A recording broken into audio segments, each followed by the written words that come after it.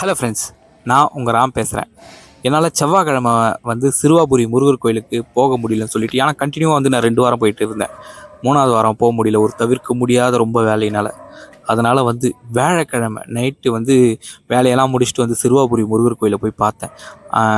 என்னவோ ஏதோ கோயில் க்ளோஸ் ஆகிடுச்சு கொஞ்சம் லேட் ஆனதுனால. கரெக்டாக நான் போகிறதுக்கும் க்ளோஸ் ஆகிறதுக்கும் கரெக்டாக இருந்தது.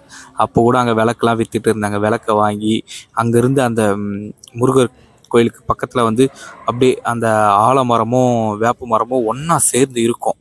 ஒன்றா ஒட்டிக்கிட்டு ஹஸ்பண்ட் ஒய்ஃப் எப்படி ஒட்டிகிட்டு இருப்பாங்களோ அவங்கள மாதிரி ஒத்துமையாக இருக்க மாதிரி அந்த 2 மரமும் ஒத்துமையாக ஒன்றா இருந்தது.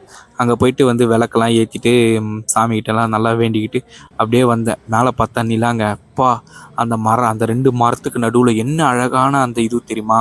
அப்படியே சிவனும் பார்வதியும் சேர்ந்த மாதிரி சிவனோட அந்த இருக்கும் தெரியுமா, அந்த ஜடா இதுவில் அதில் இருக்க மாதிரி அந்த நிலா அழகாக இருந்தது.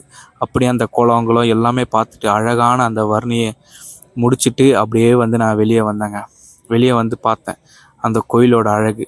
அப்படியே எவ்வளோ க்ரௌடாக இருக்கும் தெரியுமா? அந்த செவ்வாய்க்கிழமை ஆனால் போகக்கூட முடியாத அளவுக்கு அவ்வளோ க்ரௌடு. கால் கூட வைக்க முடியாதுங்க, அவ்வளோ க்ரௌடான இடம். அப்படியே கேலியாக அமைதியாக இருந்தது. ஒருத்தரோட ஆள் நடமாட்டம் கூட இல்லை. அப்படியே பொறுமையாக நடந்து போயிட்டு அந்த கோயிலோட கோபுரத்தை ரசிச்சுக்கிட்டே அப்படியே முருகா முருகா, உலகத்தோட அமைதி நிலவணும், அதே மாதிரி எந்த ஒரு இதுவும் இருக்கக்கூடாது, எல்லாருக்குமே நல்லா இருக்கணும், இல்லாமல் என்ற சொல்லே இல்லாமல் போகணும், எல்லோருக்கும் எல்லாமே கிடைக்கணும் அப்படியே நினச்சிக்கிட்டு அப்படியே அந்த கோயிலோட அழகையும் முருகனையும் நினச்சிக்கிட்டு அப்படியே வந்தேங்க. நீங்களும் பாருங்கள் எப்படி இருக்குன்னு அந்த கோயில்.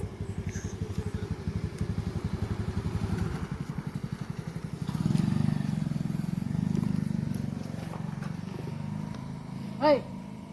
Hey!